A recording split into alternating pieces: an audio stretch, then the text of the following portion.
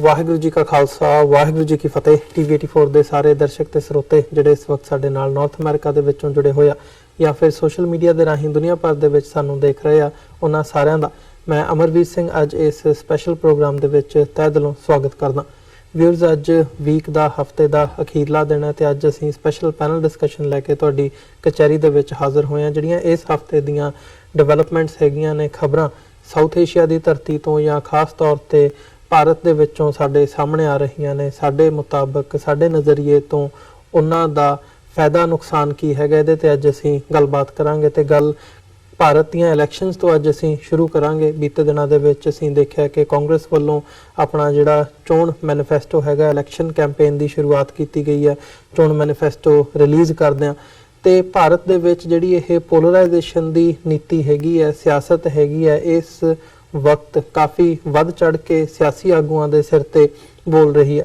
ਸੋ ਇੱਥੋਂ ਹੀ ਅੱਜ ਦੀ ਜਿਹੜੀ ਗੱਲਬਾਤ ਹੈ ਉਹਦੀ ਅਸੀਂ ਸ਼ੁਰੂਆਤ ਕਰਦੇ ਹਾਂ। ਤੇ ਸਾਡੇ ਨਾਲ ਅੱਜ ਸਲੀਮ ਮਲਿਕ ਸਾਹਿਬ ਜਿਹੜੇ ਕਿ ਪਾਕਿਸਤਾਨੀ ਸੀਨੀਅਰ ਜਰਨਲਿਸਟ ਨੇ ਤੇ doctor Amarjit Singh Khalistan affair centre ਦੇ ਸੰਚਾਲਕ ਸਾਡੇ ਨਾਲ ਇਸ ਵਕਤ ਮੌਜੂਦ ਨੇ। ਆਓ ਇਹਨਾਂ ਨਾਲ ਮਿਲ ਕੇ ਅੱਜ ਦੀ ਵਿਚਾਰ ਚਰਚਾ ਦੀ ਸ਼ੁਰੂਆਤ ਕਰਦੇ ਹਾਂ। ਡਾਕਟਰ ਸਾਹਿਬ ਤੇ ਮਲਿਕ ਸਾਹਿਬ, ਤੁਹਾਡਾ ਦੋਵਾਂ ਦਾ ਸਵਾਗਤ ਹੈ। ਮਲਿਕ ਸਾਹਿਬ ਅਸਲਾਮ ਵਾਲੇਕੁਮ। ਡਾਕਟਰ ਸਾਹਿਬ ਵਾਹਿਗੁਰੂ ਜੀ ਕਾ ਖਾਲਸਾ ਵਾਹਿਗੁਰੂ ਜੀ ਕੀ ਫਤਿਹ ਜੀ। ਡਾਕਟਰ ਸਾਹਿਬ, ਸ਼ੁਰੂਆਤ ਮੈਂ ਤੁਹਾਡੇ ਤੋਂ ਕਰਨਾ ਚਾਹੂੰਗਾ। ਜਿਵੇਂ ਇਲੈਕਸ਼ਨਸ ਦੀ ਗੱਲ ਹੋਈ ਹੈ ਤੇ ਇਲੈਕਸ਼ਨ ਦੇ ਹਵਾਲੇ ਨਾਲ ਕਾਫੀ ਇਸ ਵਕਤ ਮਾਹੌਲ ਜਿਹੜਾ ਹੈਗਾ ਉਹ ਮਗਿਆ ਹੋਇਆ। ਸੋ ਕੀ ਸਮਝਦੇ ਹੋ ਕਿ ਭਾਰਤ ਦੇ ਵਿੱਚ ਇਸ ਵਕਤ ਜਿੱਥੇ ਮੋਦੀ ਸਰਕਾਰ ਵੱਲੋਂ ਜਿਹੜਾ ਸਾਰਾ ਪਿਛਲਾ ਜੇ ਮਹੀਨੇ ਦਾ ਡੇਢ ਮਹੀਨੇ ਦਾ ਸਾਰਾ ਪਾਰਟ ਦੇਖਣਾ ਹੋਵੇ ਤਾਂ ਕਿਵੇਂ ਇੱਕ ਪਾਸੇ ਪਾਕਿਸਤਾਨ ਨੂੰ ਬਲੇਮ ਕਰਕੇ ਵੋਟ ਆਪਣੀ ਜਿਹੜੀ ਹੈਗੀ ਹੈ ਮੈਜੋਰਿਟੀ ਕਮਿਊਨਿਟੀ ਦੀ ਉਹ ਕੰਸੋਲੀਡੇਟ ਕਰਨ ਦੀ ਨੀਤੀ ਦੇਖਣ ਨੂੰ ਮਿਲੀ ਹੈ, ਤਾਂ ਕੀ ਲੱਗਦਾ ਕਿ ਇਹਨਾਂ ਇਲੈਕਸ਼ਨਸ ਦੇ ਵਿੱਚੋਂ ਕੀ ਮੋਦੀ ਸਰਕਾਰ ਦੁਬਾਰਾ ਆ ਸਕਦੀ ਹੈ? ਦੇਖੋ, ਇਸ ਵੇਲੇ 1,300,000,000 ਲੋਕ ਹੌਸਟੇਜ ਬਣਾਏ ਹੋਏ ਨੇ ਬੀਜੇਪੀ ਦੇ ਦੋ ਨਾਅਰਿਆਂ ਨੇ, ਜਿਸ ਦੇ ਵਿੱਚ ਪਹਿਲਾ ਤਾਂ ਜ਼ਾਹਰਾ ਤੌਰ ਦੇ ਉੱਤੇ ਦੇਸ਼ ਧਰੋਹ, ਕਿ ਜਿਹੜਾ ਉਹਨਾਂ ਨੂੰ ਸਵਾਲ ਕਰੇ ਕਿ ਵੀ ਤੁਹਾਡਾ ਕੋਈ ਪੁਲਵਾਮਾ ਜੋ ਤੁਸੀਂ ਕੀਤਾ ਹੈ ਉਹਦੇ 'ਚ ਸਿਕਿਉਰਿਟੀ ਕੰਸਰਨ ਕਿਉਂ ਨਹੀਂ ਰੱਖੇ ਗਏ, ਜਾਂ ਤੁਹਾਡਾ ਸਰਜੀਕਲ ਸਟ੍ਰਾਈਕਸ ਵੀ ਫੇਕ ਸੀ ਔਰ ਬਾਲਾਕੋਟ ਦਾ ਜਿਹੜਾ ਤੁਸੀਂ ਹਮਲੇ ਦੀ ਗੱਲ ਕੀਤੀ ਉਹਨੇ ਵੀ ਕੁਝ ਹਾਸਲ ਨਹੀਂ ਕੀਤਾ। ਤੇ ਇੱਕਦਮ ਜਿਹੜਾ ਇਹਨਾਂ ਦਾ ਕੋਰਸ ਉੱਤੋਂ ਥੱਲੇ ਤੱਕ ਸਾਰੀ ਮੋਦੀ ਸੈਨਾ ਜਿਹੜੀ ਹੈ ਉਹ ਦੇਸ਼ ਧਰੋਹੀ ਦਾ ਜਿਹੜਾ ਜੋੜ ਦਿੱਤਾ ਜਾਂਦਾ ਹੈ ਜੀ। ਦੂਸਰਾ ਪਾਰਟ ਇਹ ਜਿਹੜਾ ਦੇਸ਼ ਦੀ ਫੌਜ ਦੇ ਪਿੱਛੇ ਲੁਕ ਜਾਂਦੇ ਨੇ ਔਰ ਜਿਹੜਾ ਕੋਈ ਸਵਾਲ ਕਰਦਾ ਉਹਨਾਂ ਨੂੰ ਇਹ ਹੁੰਦਾ ਕਿ ਜੀ ਦੇਖੋ ਇਹਨਾਂ ਨੇ ਫੌਜ ਦੇ ਉੱਤੇ ਸਵਾਲ ਉਠਾਏ। ਸੋ ਜ਼ਾਹਿਰ ਹੈ ਵੀ ਇੱਕ ਗੱਲ ਬੜੀ ਕਲੀਅਰ ਹੈ ਕਿ 2014 ਦੀਆਂ ਚੋਣਾਂ ਮੋਦੀ ਨੇ ਜਿਹੜਾ ਵਿਕਾਸ ਦੇ ਨਾਂ ਥੱਲੇ, ਡਿਵੈਲਪਮੈਂਟ ਤਰੱਕੀ ਦੇ ਨਾਂ ਥੱਲੇ, ਸਭ ਕਾ ਸਾਥ ਸਭ ਕਾ ਵਿਕਾਸ, ਔਰ ਇਸ ਵਾਰ ਇਸ ਕਿਸਮ ਦਾ ਕੋਈ ਤੁਹਾਨੂੰ ਪ੍ਰੈਕਟੀਕਲ ਜਿਹਦੇ ਨਾਲ 1,300,000,000 ਲੋਕਾਂ ਦੀ ਜਿਹੜੀ ਹੈ ਕੋਈ ਕਿਸਮਤ ਬਦਲਦੀ ਹੋਏ, ਉਹਨਾਂ ਦੀਆਂ ਜ਼ਿੰਦਗੀਆਂ ਦੇ ਵਿੱਚ ਕੋਈ ਤਬਦੀਲੀ ਆਉਂਦੀ ਹੋਏ, ਉਹ ਨਹੀਂ ਹੈ। ਸੋ ਜੇ ਇੱਕ ਪਾਸੇ ਦੂਜਿਆਂ ਨੂੰ ਦੇਸ਼ ਧਰੋਹੀ ਔਰ ਪੈਟਰੀਓਟਿਜ਼ਮ ਫੌਜ ਦੇ ਪਿੱਛੇ ਲੁਕਣ ਦੀ ਗੱਲ ਹੈ, ਤਾਂ ਜਿਵੇਂ ਤੁਸੀਂ ਲਫ਼ਜ਼ ਪੋਲਰਾਈਜੇਸ਼ਨ ਇਸਤੇਮਾਲ ਕੀਤਾ, ਜਿਹਦੇ ਲਈ ਅਸੀਂ ਪੰਜਾਬੀ ਦੇ ਵਿੱਚ ਸਫਬੰਦੀ ਜਾਂ ਪਾਲਾਬੰਦੀ ਕਹਾਂਗੇ, ਜ਼ਾਹਰ ਹੈ ਕਿ ਇਹ ਬੜਾ ਕਲੀਅਰਲੀ 80% ਹਿੰਦੂਆਂ ਨੂੰ ਹੀ ਟਾਰਗੇਟ ਕੀਤਾ ਹੋਇਆ, 20% ਜਿਨ੍ਹਾਂ ਦੇ ਵਿੱਚ ਮੁਸਲਮਾਨ, ਈਸਾਈ, ਸਿੱਖ ਨੇ ਉਹ ਬਿਲਕੁਲ ਛੱਡ ਦਿੱਤੇ ਗਏ ਨੇ। ਔਰ ਸਾਰੇ ਦਾ ਸਾਰਾ ਕੈਂਪੇਨ ਜਿਹੜਾ ਹੈ ਉਹ ਕਸ਼ਮੀਰ ਤੋਂ ਲੈ ਕੇ ਕੰਨਿਆ ਕੁਮਾਰੀ ਤੱਕ ਉਸ ਨਫ਼ਰਤ ਦੇ ਉੱਤੇ ਹੈ, ਜਿਹਦੇ 'ਚ ਕਿ ਮੁਸਲਮਾਨਾਂ ਨੂੰ, ਈਸਾਈਆਂ ਨੂੰ, ਜੇ ਪੰਜਾਬ ਦੇ ਹਵਾਲੇ ਨਾਲ ਅਸੀਂ ਦੇਖੀਏ ਪਿਛਲੇ 2 ਹਫ਼ਤਿਆਂ ਦੇ ਵਿੱਚ ਹੀ ਤੁਹਾਨੂੰ 3-4 ਵਾਇਲੈਂਸ ਦੀਆਂ ਘਟਨਾਵਾਂ, ਉਹ ਦਿੱਲੀ ਦੇ ਵਿੱਚ ਸਿੱਖ ਪਰਿਵਾਰ ਤੇ ਹਮਲਾ ਹੋਏ, ਉੱਤਰਾਖੰਡ ਦੇ ਵਿੱਚ ਸਿੱਖ ਡਰਾਈਵਰ ਤੇ ਗੋਲੀ ਮਾਰਨੀ ਹੋਏ, ਉਹਦੀ ਦਸਤਾਰ ਲਾ ਕੇ ਕੀਤੀ ਉਹਦੀ ਬੇਅਦਬੀ ਹੋਏ, ਹਰਿਆਣੇ 'ਚ ਹਰਿਆਣਾ ਪਬਲਿਕ ਸਰਵਿਸ ਕਮਿਸ਼ਨ ਦਾ ਇਹ ਸਰਕੂਲਰ ਹੋਏ ਕਿ ਕੋਈ ਕੜਾ ਪਾ ਕੇ ਜਾਂ ਜਿਹੜਾ ਹੈ ਉਹ ਕਿਰਪਾਨ ਪਾ ਕੇ ਉਹਦੇ 'ਚ ਐਗਜ਼ਾਮਿਨ 'ਚ ਨਹੀਂ ਬੈਠ ਸਕਦਾ, ਐਗਜ਼ਾਮੀਨੇਸ਼ਨ ਸੈਂਟਰ 'ਚ। ਸੋ ਇਹ ਸਾਰੀਆਂ ਘਟਨਾਵਾਂ ਦੱਸਦੀਆਂ ਨੇ ਕਿ ਇਹਨਾਂ ਦੀ ਡੈਸਪੈਰੇਸ਼ਨ ਇਸ ਵੇਲੇ ਉਹ ਪੂਰੇ ਸਿਖਰ 'ਤੇ ਹੈ। ਔਰ ਮੈਨੂੰ ਇਹ ਲੱਗਦਾ ਹੈ ਕਿ ਇਹੀ ਏਜੰਡਾ ਜਿਹੜਾ ਹਿੰਦੂਤਵਾ ਦਾ ਪਲੱਸ ਨਫ਼ਰਤ ਮੁਸਲਮਾਨਾਂ ਦੇ ਖਿਲਾਫ, ਔਰ ਇਹੀ ਜੇ ਇਹਨਾਂ ਦੀ ਤੁਸੀਂ ਕੈਂਡੀਡੇਟਸ ਨੂੰ ਪਿਚ ਕਰਨ ਦੀ ਗੱਲ ਦੇਖੋ ਜੀ, ਉਹਦੇ 'ਚ ਵੀ ਹੁਣ ਰਾਹੁਲ ਗਾਂਧੀ ਨੇ ਕੇਰਲਾ ਦੀ ਕਨਸਟੀਚੁਐਂਸੀ 'ਚ ਵੀ ਜਾ ਕੇ ਪੇਪਰ ਫਾਈਲ ਕੀਤੇ, ਅਮੇਠੀ ਤੋਂ ਬਣਦਾ, ਔਰ ਇੱਕਦਮ ਮੋਦੀ ਨੇ ਔਰ ਅਮਿਤ ਸ਼ਾਹ ਨੇ ਜਿਹੜਾ ਚਾਰਜ ਲਾਇਆ, ਉਹਨਾਂ ਨੇ ਕਿਹਾ ਜੀ ਵਹਾਂ हिंदुओं की वोट नहीं है, कोई और उनको जिताएगा। हालांकि जो मैं आज BBC का फैक्ट चैक देख रहा सी कि उहदे चों मिक्स कंस्टिट्यूएंसी है, मुसलमान पॉपूलेशन भी है, ईसाई भी है, हिंदू भी है, लेकिन ये कहने का यतन किया जा रहा है कि जिहड़ी पार्टी भी किते उन्होंने, हालांकि कांग्रेस ने कोई मुसलमानों नूं जां सिखां नूं की दिता है, ज़ाहिर है सामने ही है इन्हां दा वड्डे समय का रूट, लेकिन इस सारे तो ये लगता है कि भी ये बहुत डेस्परेट ने। और अजे क्योंकि कुछ हफ्ते विचकार ने 6-7 स्टैप्स दे विच ये चोणां होणीआं ने, मेरा फियर ये है कि कोई ना कोई जिहड़े ने फिरकू नफरत नूं वायलेंस च बदलण दी लाइन भी होएगी, क्योंकि इससे ही पोलराइजेशन चों ये इलैक्शन कढ़ सकते हैं। और ये गल मैनूं याद है 2-3 महीने पहला सुब्रमण्यम स्वामी जिहड़ा इन्हां दा आइडियालॉग है, ਉਹਦਾ ਇੰਟਰਵਿਊ ਸ਼ਾਇਦ BBC ਦੇ ਨਾਲ ਹੀ ਸੀ। ਉਹਨਾਂ ਨੇ ਕਿਹਾ ਜੀ 2019 ਦੀਆਂ ਇਲੈਕਸ਼ਨਾਂ ਜਿਹੜੀਆਂ ਨੇ ਉਹਨਾਂ 'ਚ ਡਿਵੈਲਪਮੈਂਟ ਦਾ ਔਰ ਦੂਸਰਾ ਏਜੰਡਾ ਜਦ ਹੋਏਗਾ, ਉਹਨੇ ਕਿਹਾ ਡਿਵੈਲਪਮੈਂਟ ਤੇ ਕੌਣ ਜਿੱਤਿਆ ਕਦੇ ਜੀ। ਉਹਨੇ ਕਿਹਾ ਹਮੇਸ਼ਾ ਜਿੱਤ ਇਮੋਸ਼ਨਲ ਨਾਰੇ ਤੇ ਹੁੰਦੇ। ਉਹਨੇ ਕਿਹਾ ਵਾਜਪਾਈ ਨੇ ਕੀਤਾ ਹੀ ਸੀ ਇੰਡੀਆ ਸ਼ਾਈਨਿੰਗ ਜਾਂ ਦੂਜਾ ਕੀ ਨਿਕਲਿਆ ਉਹਦੇ ਚੋਂ। ਸੋ ਉਹਨੇ ਕਿਹਾ ਇਹ ਮੁੱਦਿਆਂ ਤੇ ਨਹੀਂ ਚੋਣਾਂ ਹੁੰਦੀਆਂ, ਇਮੋਸ਼ਨ ਤੇ ਹੁੰਦੀਆਂ ਨੇ, ਔਰ ਸਾਡੀ ਜਿਹੜਾ ਸਾਰਾ ਕੁਛ ਆ ਹਿੰਦੂਤਵਾ ਦੇ ਦੁਆਲੇ ਹੀ ਹੈ। ਸੋ ਜ਼ਾਹਿਰ ਹੈ ਕਿ ਵੀ ਜਿਹੜੀ ਗੱਲ ਨਜ਼ਰ ਆ ਰਹੀ ਹੈ ਕਿ ਇਹਨਾਂ ਦਾ ਸਾਰਾ ਜਿਹੜਾ ਪ੍ਰੋਪੇਗੈਂਡਾ ਇਸ ਲਾਈਨ ਤੇ ਇਹ ਕਿੰਨਾ ਕਾਮਯਾਬ ਹੋਏਗਾ। ਤੁਹਾਡੇ ਸਵਾਲ ਦਾ ਕੰਕਲੂਡਿੰਗ ਪਾਰਟ ਕਿ ਕੀ ਦੁਬਾਰਾ ਇਹ ਚੋਣਾਂ ਜਿੱਤ ਸਕੇਗਾ, ਇਹ ਹੁਣ ਡਿਪੈਂਡ ਕਰੇਗਾ। ਔਰ ਸਾਨੂੰ ਇਹ ਨਹੀਂ ਭੁੱਲਣਾ ਚਾਹੀਦਾ ਕਿ ਜਿਹੜੀਆਂ 6-7 ਫੇਜ਼ਿਸ ਦੇ ਵਿੱਚ ਚੋਣਾਂ ਰੱਖੀਆਂ ਗਈਆਂ, ਇਹਨਾਂ ਦੇ ਪਿੱਛੇ ਵੀ ਮੋਦੀ ਨੂੰ ਜਿਤਾਉਣ ਦੀ ਲਾਈਨ ਹੈ ਇਲੈਕਸ਼ਨ ਕਮਿਸ਼ਨ ਦੀ, ਔਰ EVM ਮਸ਼ੀਨਾਂ ਜਿਨ੍ਹਾਂ ਦੇ ਉੱਤੇ ਬਹੁਤ ਸੀਰੀਅਸ ਸਵਾਲ ਚੁੱਕੇ ਗਏ ਔਰ ਉਹ ਕੰਸਰਨ ਕਦੇ ਵੀ ਹੈਂਡਲ ਨਹੀਂ, ਇਹ ਵੀ ਬੈਕ ਦੇ ਉੱਤੇ ਹੈ। ਸੋ ਮੈਨੂੰ ਇਹ ਲੱਗਦਾ ਹੈ ਕਿ ਵੀ ਜੇ ਅੱਜ ਦੀ ਡੇਟ 'ਚ ਅਜੇ ਵਿਚਕਾਰ ਕਈ ਹਫ਼ਤੇ ਪਏ ਨੇ, ਔਰ ਜਿਵੇਂ ਇੰਗਲੈਂਡ ਦੇ ਇੱਕ ਸਿਆਣੇ ਲਾਰਡ ਨੇ ਇੱਕ ਵਾਰ ਕਿਹਾ ਸੀ ਕਿ even 24 hours is too long a time in politics to predict.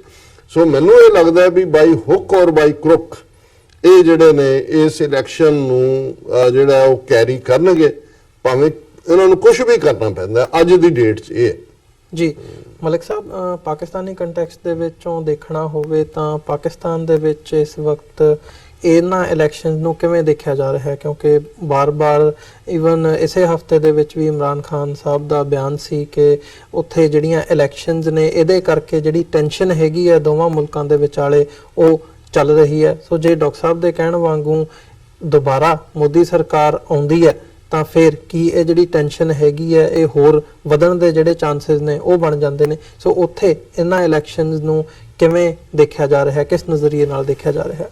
देखो, कोई कल दी खबर सी कि रशिया दी एजेंसी सी, उन्होंने कहा कि हुणे भी इंडिया जड़ा है वो जो भी सो कॉल्ड सर्जिकल स्ट्राइक या पाकिस्तान ते दोबारा कोशिश है इलैक्शन तो पहला कोई छोटा मोटा एडवेंचर करन दी कोशिश करेगा ताकि इलैक्शन जड़ा है वो मोदी असल विच होया है कि अगर तुसी बंगाल नूं वेखो उत्थे ममता बनर्जी ने भी ठीक ठाक उत्थे की धमाल पा लिया इन्हां दे खिलाफ।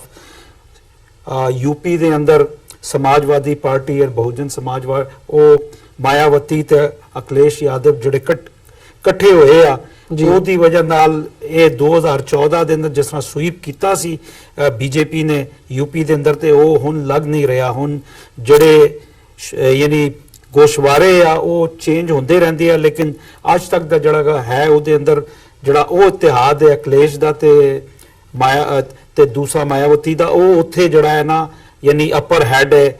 ਇਸ ਤਰ੍ਹਾਂ ਲੱਗ ਰਿਹਾ ਕਿ 40 ਸੀਟਾਂ 80 ਸੀਟਾਂ ਦੇ ਵਿੱਚੋਂ 40 ਦੇ ਕਰੀਬ ਉਹ ਅਪਰ ਮਾਰਜਨ ਤੇ ਜਾ ਰਿਹਾ ਹੈ। ਅੱਛਾ, ਹੁਣ ਪਾਕਿਸਤਾਨ ਵਾਸਤੇ ਕਦੀ ਵੀ ਇਲੈਕਸ਼ਨ ਇੰਡੀਆ ਦਾ ਇੰਪੋਰਟੈਂਟ ਨਹੀਂ ਹੁੰਦਾ ਸੀ, ਲੇਕਿਨ ਚੂੰਕਿ ਹੁਣ 2014 ਦੇ ਬਾਅਦ ਮੁਸਲਸਲ 5 ਸਾਲ ਪਾਕਿਸਤਾਨ ਨੂੰ ਇਹਨਾਂ ਨੇ ਹਵਾ ਬਣਾ ਕੇ ਖੜਾ ਕੀਤਾ ਹਿੰਦੁਸਤਾਨ ਦੇ ਅੰਦਰ, ਔਰ ਇਹ ਇਲੈਕਸ਼ਨ ਤੋਂ ਪਹਿਲਾਂ ਜਿਹੜਾ ਪੁਲਵਾਮਾ ਦੀ ਜਿਹੜੀ ਇਹਨਾਂ ਨੇ ਸਟੋਰੀ ਲੈ ਕੇ ਆਏ ਸੀ ਉਹ ਲੋਕਾਂ ਨੇ ਬਾਈ ਨਹੀਂ ਕੀਤੀ। ਤੇ ਇਹ ਇਲੈਕਸ਼ਨ ਜਿਹੜਾ ਹੈ ਕਿ ਅਗਰ ਮੋਦੀ ਸਰਕਾਰ ਦੁਬਾਰਾ ਆਂਦੀ ਹੈ ਤੇ ਹੋ ਸਕਦਾ ਹੈ ਕਿ ਪਹਿਲੇ 2-3 ਸਾਲ ਤੇ ਉਹਨਾਂ ਨੂੰ ਪਤਾ ਲੱਗ ਗਿਆ ਕਿ ਪਾਕਿਸਤਾਨ ਨੇ ਜਿਹੜਾ ਬਾਉਂਸ ਬੈਕ ਕੀਤਾ ਹੈ ਉਸ ਤੋਂ ਪਤਾ ਲੱਗ ਗਿਆ ਕਿ ਪਾਕਿਸਤਾਨ ਭੂਟਾਨ ਜਾਂ ਨੇਪਾਲ ਜਾਂ ਸ਼੍ਰੀਲੰਕਾ ਨਹੀਂ ਹੈ ਜੀ। ਅੱਛਾ, ਹੁਣ ਅਗਰ बीजेपी ਦੀ ਗਵਰਨਮੈਂਟ ਆ ਜਾਂਦੀ ਹੈ ਔਰ ਅਗਰ ਇਹ ਇਨਸਾਨਾਂ ਦੀ ਤਰ੍ਹਾਂ ਆਪਣੇ ਗਵਾਂਢੀਆਂ ਦੇ ਨਾਲ ਨਹੀਂ ਰਹਿਣਾ ਚਾਹੇਗੀ ਤੇ ਫਿਰ ਇਹ ਛੋਟੀ ਮੋਟੀ ਜਿਹੜੀ ਬਾਰਡਰਾਂ ਤੇ ਰੋਜ਼ ਹੁੰਦੀ ਹੈ, ਕੋਈ ਵੱਡੀ ਕਾਰਵਾਈ ਵੀ ਹੋ ਸਕਦੀ ਹੈ। ਲੇਕਿਨ ਇਸ ਵੇਲੇ ਬੀਜੇਪੀ ਆਪ ਪਰੇਸ਼ਾਨ ਹੈ, ਇਸ ਕਰਕੇ ਪਰੇਸ਼ਾਨ ਹੈ ਕਿ ਜਿਹੜਾ ਮਹਾਗਠਬੰਧਨ ਦੇ ਨਾਂ ਤੇ ਜਿਹੜੇ ਇਤਿਹਾਦ ਬੀਜੇਪੀ ਦੇ ਖਿਲਾਫ ਕਾਂਗਰਸ ਨੇ ਬਣਾਏ, ਜਿਸ ਤਰ੍ਹਾਂ ਡਾਕਟਰ ਸਾਹਿਬ ਨੇ ਕਿਹਾ ਕਿ ਕੇਰਲਾ ਦੀ ਜਿਹੜੀ ਸੀਟ ਤੇ ਉਹ ਰਾਹੁਲ ਗਾਂਧੀ ਗਿਆ ਹੈ, ਉਹ ਇੱਕ ਆਈਡੀਅਲ ਸੀਟ ਹੈ ਜਿੱਤਣ ਵਾਸਤੇ ਰਾਹੁਲ ਗਾਂਧੀ ਵਾਸਤੇ। ਕਿਉਂ ਜੀ? ਉੱਥੇ 49% ਹਿੰਦੂ ਆਬਾਦੀ ਹੈ, 29% ਤਕਰੀਬਨ ਮੁਸਲਮਾਨ ਆ ਤੇ 21% ਉੱਥੇ ਈਸਾਈ ਹੈ, ਕ੍ਰਿਸਚਨ ਵਸਦੇ ਆ ਤੇ ਇਹ ਇੱਕ ਆਈਡੀਅਲ ਸੀਟ ਹੈ। ਮੈਂ ਸਮਝਦਾ ਰਾਹੁਲ ਗਾਂਧੀ ਨੇ ਬਹੁਤ ਅਕਲਮੰਦੀ ਕੀਤੀ ਹੈ ਕਿ ਉਹ ਆਈਡੀਅਲ ਸੀਟ ਹੈ, ਉੱਥੇ ਗਿਆ ਤੇ ਮੁਸਲਮਾਨ ਤੇ ਘੱਟ ਗਿਣਤੀ ਦੇ ਜਿੰਨੇ ਲੋਕ ਆ ਉਹ ਹਮੇਸ਼ਾ ਤੋਂ ਉਹਨਾਂ ਦੇ ਨਾਲ ਧੱਕਾ ਹੋਇਆ ਤੇ ਉਹ ਆਪਣੀ ਬਕਾ ਵਾਸਤੇ ਰਾਹੁਲ ਗਾਂਧੀ ਨੂੰ ਵੋਟ ਵੀ ਦਾਂਗੇ। ਲੇਕਿਨ ਕਾਂਗਰਸ ਦੀ ਹਕੂਮਤ ਅਗਰ ਆਏਗੀ, ਔਰ ਜਿਸ ਤਰ੍ਹਾਂ ਕਿ ਇਸ ਵੇਲੇ ਅਗਰ ਤੁਸੀਂ YouTube ਤੇ ਜਾਓ ਜਾਂ ਸੋਸ਼ਲ ਮੀਡੀਆ ਤੇ ਜਾਓ ਤਾਂ ਇਹਨਾਂ ਨੇ ਆਪਣੇ ਉੱਥੇ ਬੰਦੇ ਬਿਠਾਤੇ ਆ ਜਿਹੜੇ ਜਾਲੀ ਗੋਸ਼ਵਾਰੇ ਦਿੰਦੇ ਆ, ਜਾਲੀ ਯਾਨੀ ਕਿ 300 UPA ਲੈ ਗਿਆ ਤੇ 200 NDA ਲੈ ਗਿਆ ਤੇ ਇਹ ਸਾਰਾ, ਕਿਉਂਕਿ ਹੁਣ ਇਹ ਇਲੈਕਸ਼ਨ ਜਿਹੜਾ ਹੈ ਓਪੀਨੀਅਨ ਪੋਲ, ਪਬਲਿਕ ਓਪੀਨੀਅਨ ਪੋਲ ਜਿਹੜੇ ਆ ਉਹਦੇ ਅੰਦਰ ਆਪਣੇ ਲੋਕ ਬਿਠਾਏ ਆ ਤੇ ਇਹ ਸਵੇਰ ਦੁਪਹਿਰ ਸ਼ਾਮ ਹੋ ਰਿਹਾ। ਲੇਕਿਨ ਮੈਂ ਚਾਹੇ ਕਾਂਗਰਸ ਦੀ ਹਕੂਮਤ ਹੈ ਜਾਂ BJP ਦੀ ਹਕੂਮਤ ਹੈ, ਪਾਕਿਸਤਾਨ ਵਾਸਤੇ ਦੋਵੇਂ ਹਕੂਮਤਾਂ ਇੱਕੋ ਜਿਹੀਆਂ।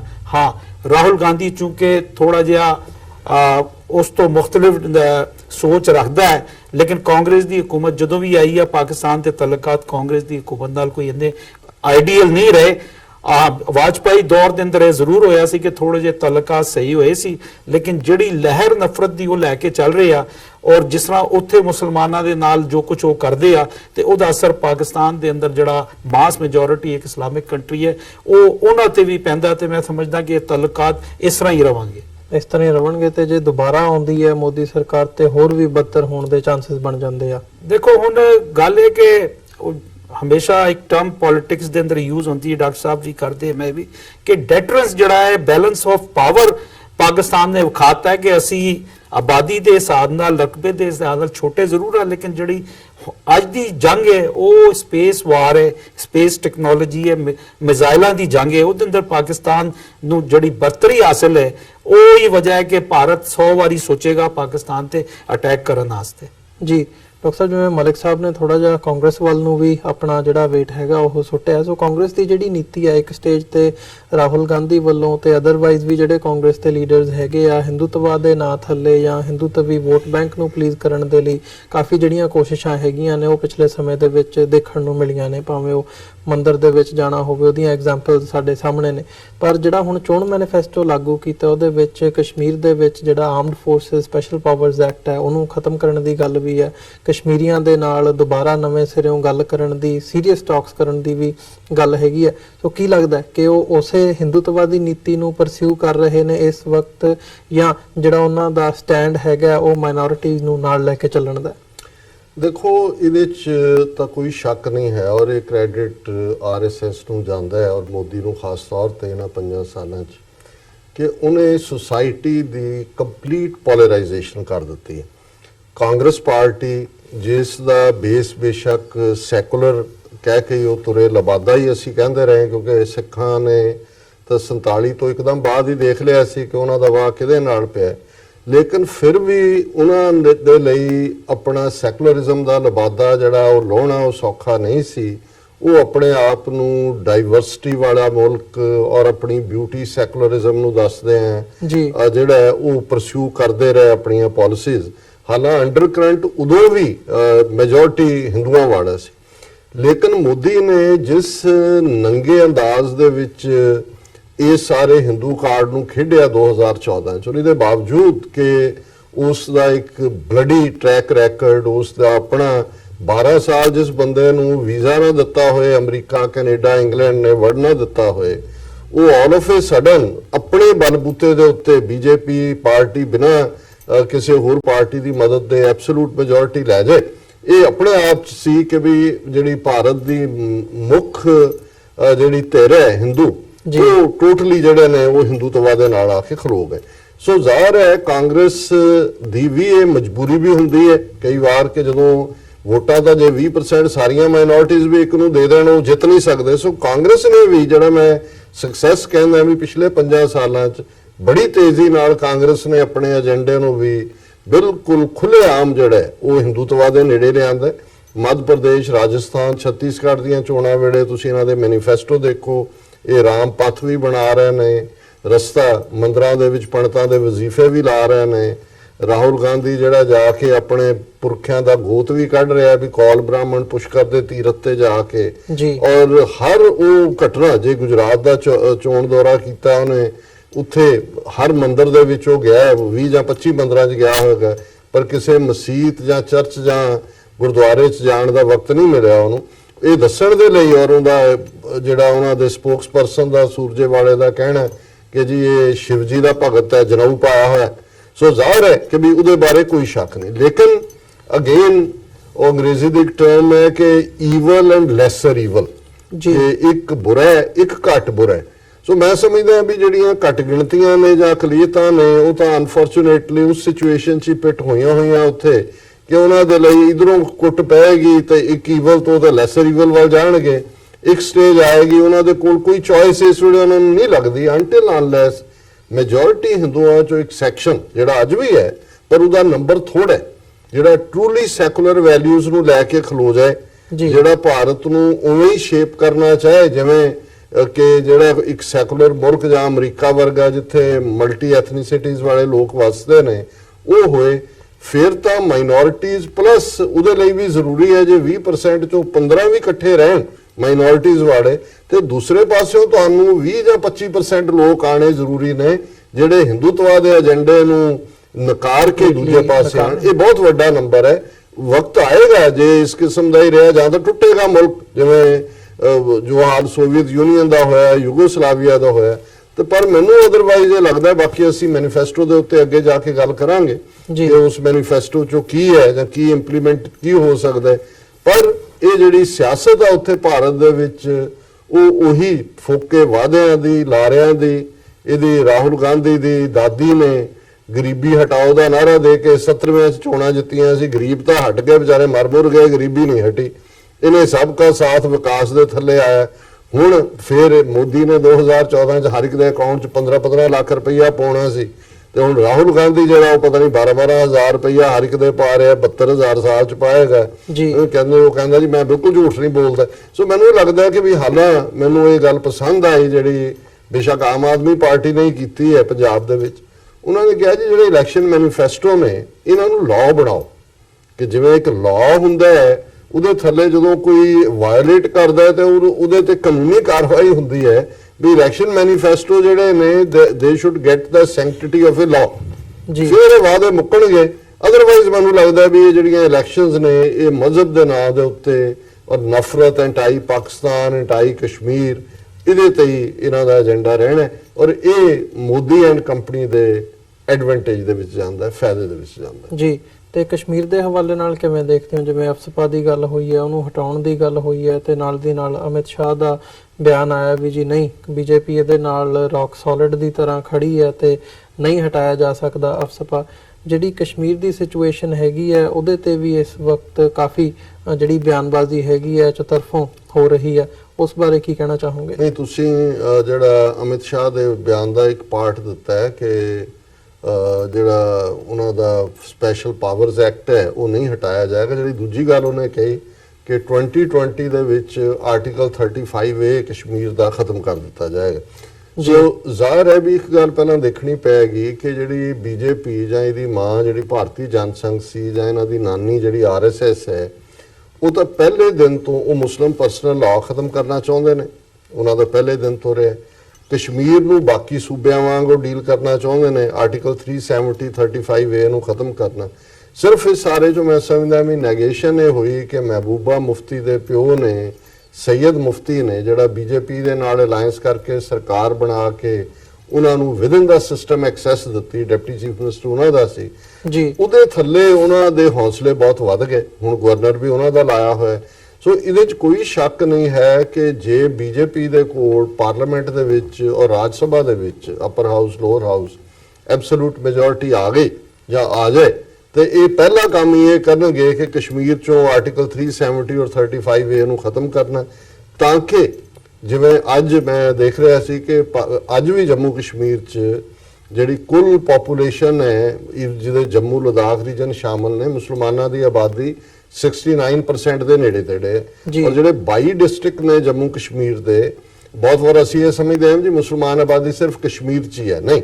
ਈਵਨ ਤੁਸੀਂ ਜਿਹੜੇ 22 ਜ਼ਿਲ੍ਹੇ ਨੇ ਓਵਰਆਲ, ਉਹਨਾਂ 'ਚੋਂ ਸਿਰਫ 4 ਜ਼ਿਲ੍ਹਿਆਂ ਦੇ ਵਿੱਚ ਹਿੰਦੂਆਂ ਦੀ ਮੈਜੋਰਿਟੀ ਹੈ।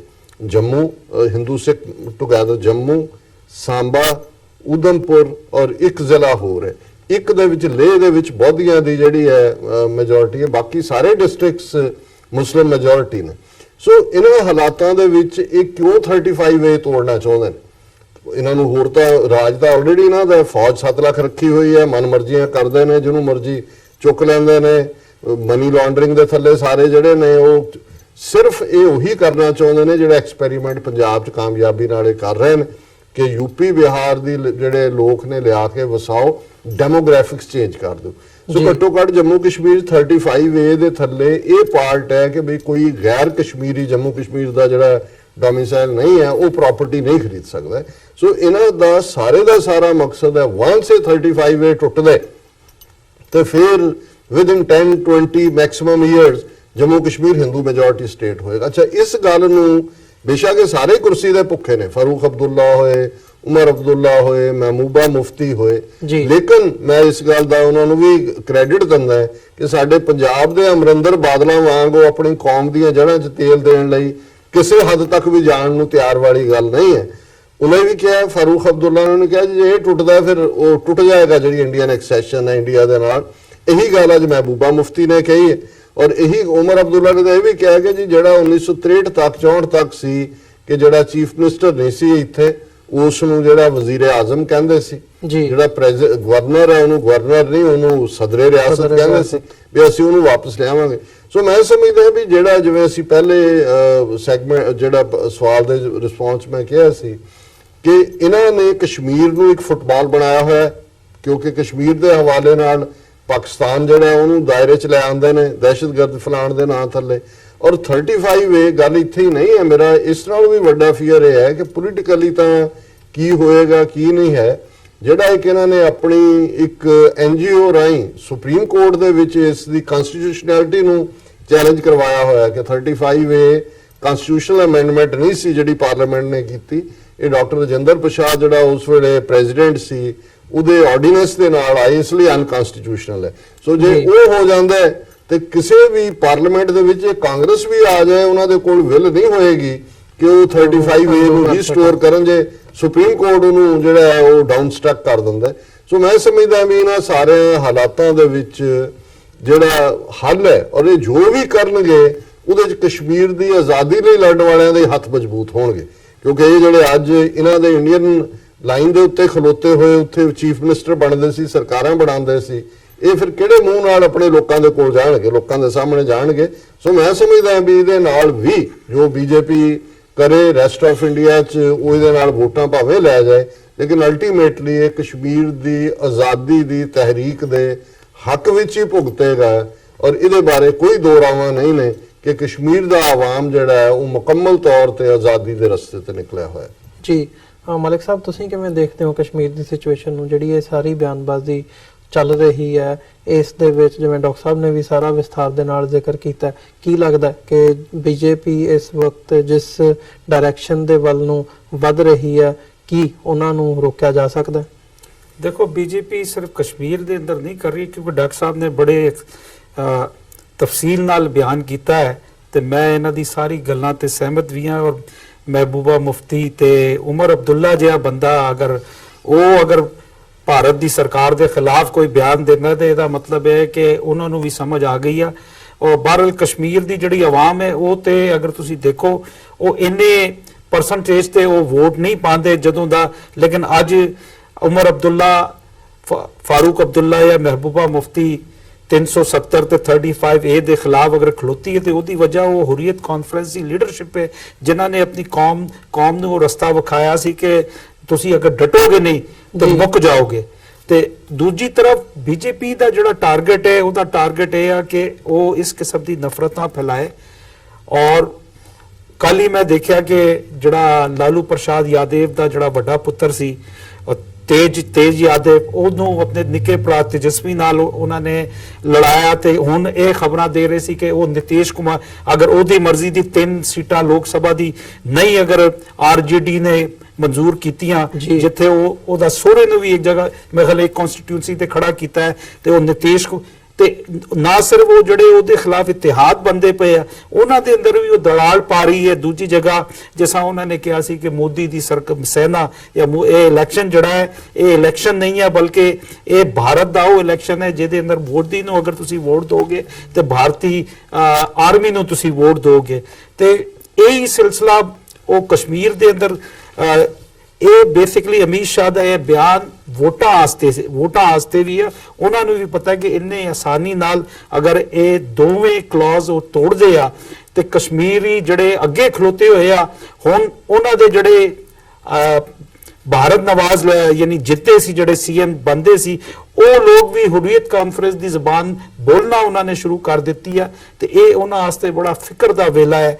ਔਰ ਇਹ ਜੋ ਵੀ ਇਲੈਕਸ਼ਨ ਹੈ, ਔਰ ਜਿਸ ਤਰ੍ਹਾਂ ਡਾਕਟਰ ਸਾਹਿਬ ਨੇ ਕਿਹਾ ਕਿ 6-7 ਮੁxtਲਿਫ ਮਰਹਲਿਆਂ ਤੇ ਇਲੈਕਸ਼ਨ ਹੁੰਦਾ ਹੈ, ਤੇ ਵਿੱਚ ਅਗਰ ਕੋਈ ਹਰਕਤ ਦੇ ਅੰਦਰ ਬਰਕਤ ਹੋ ਜਾਂਦੀ ਹੈ ਜੋ ਕਿ ਅਮੂਮਨ ਇੰਨਾ ਗੈਪ ਹੋਏ ਤੇ ਪਾਕਿਸਤਾਨ ਇੰਡੀਆ ਦੇ ਅੰਦਰ ਤੇ ਤੁਸੀਂ ਮੱਝ ਨੂੰ ਤੁਸੀਂ ਥਾਣੇ ਲੈ ਕੇ ਜਾਓ ਤੇ ਉਹ ਲੋਕ ਥਾਣੇਦਾਰ ਉਹਨੂੰ ਕਲਵਾ ਦਿੰਦੇ ਮੈਂ ਹਾਥੀ ਹਾਂ, ਤੇ ਬਹੁਤ ਕੁਝ ਹੋ ਸਕਦਾ। ਲੇਕਿਨ ਇੰਡੀਆ ਦਾ ਜਿਹੜਾ ਇਲੈਕਸ਼ਨ ਹੈ ਇਹ ਬੇਸਿਕਲੀ ਕਸ਼ਮੀਰ ਤੇ ਜਿੱਥੇ ਗੱਲ ਆਂਦੀ ਹੈ ਉਹਨਾਂ ਦਾ ਸਿਰਫ ਇਹ ਹੈ ਕਿ ਇਹ ਜਿਹੜੀ ਲਹਿਰ ਹੈ ਇਸ ਕਿਸਮ ਦੀ ਲਹਿਰ ਪੈਦਾ ਕਰਕੇ ਜਿਹੜੀ ਮਾਸ ਮੈਜੋਰਿਟੀ 80% ਉੱਥੇ ਹਿੰਦੂ ਵਸਦੇ ਆ, ਉਹਨਾਂ ਨੂੰ ਇਹ ਦੱਸਿਆ ਜਾਏ ਕਿ ਅਗਰ ਭਾਰਤ 21ਵੀਂ ਸਦੀ ਦੇ ਅੰਦਰ ਸਸਟੇਨ ਕਰ ਸਕਦਾ ਹੈ ਪਾਕਿਸਤਾਨ ਦੇ ਖਿਲਾਫ ਜਾਂ ਇੰਟਰਨੈਸ਼ਨਲ ਵਰਲਡ ਦੇ ਅੰਦਰ, ਜਿਸ ਤਰ੍ਹਾਂ ਉਹਨਾਂ ਨੇ ਪਹਿਲੇ ਨਾਰੇ ਦਿੱਤੇ ਸੀ ਵਾਜਪਾਈ ਜ਼ਮਾਨੇ ਦੇ ਅੰਦਰ ਕਿ ਇੰਡੀਆ ਚਮਕ ਰਹਾ ਹੈ, ਤੇ ਉਹ ਸਿਰਫ ਬੀਜੇਪੀ ਦਾ ਸਿੰਘਾਸਨ ਹੈ ਜਿਹੜਾ ਹਿੰਦੁਸਤਾਨ ਨੂੰ ਦੁਨੀਆ ਦੇ ਅੰਦਰ ਲੈ ਕੇ ਜਾ ਸਕਦਾ ਹੈ। ਤੇ 15 ਲੱਖ ਤੇ ਉਹਨਾਂ ਨੇ ਦਿੱਤੇ ਨਹੀਂ, ਹੁਣ ਉਹਨਾਂ ਨੇ ਉਹਦੇ ਬਾਅਦ ਉਹਨਾਂ ਨੇ 2 ਕਰੋੜ ਨੌਕਰੀਆਂ ਦਾ ਵਾਅਦਾ ਕੀਤਾ ਸੀ। ਇਹ तमाम ਸਿਆਸੀ ਵਾਅਦੇ ਹੁੰਦੇ ਆ ਜਿਹੜੇ ਕਦੀ ਪੂਰੇ ਨਹੀਂ ਹੁੰਦੇ। ਹਾਂ, ਇਹ ਗਰੀਬਾਂ ਦਾ ਨਾਂ ਲੈ ਕੇ ਪਾਕਿਸਤਾਨ ਦੇ ਅੰਦਰ ਵੀ ਇਹ ਗੱਲ ਆਈ, ਤੇ ਭੁੱਟੋ ਨੇ ਅੱਜ ਉਹਦੀ 40ਵੀਂ ਬਰਸੀ ਅੱਜ 4 ਅਪ੍ਰੈਲ ਨੂੰ ਜ਼ੁਲਫਕਾਰ ਅਲੀ ਭੁੱਟੋ ਨੇ ਇਹ ਨਾਰਾ ਦਿੱਤਾ ਸੀ ਰੋਟੀ ਕਪੜਾ ਔਰ ਮਕਾਨ 1977 ਦੇ ਇਲੈਕਸ਼ਨ ਦੇ ਅੰਦਰ।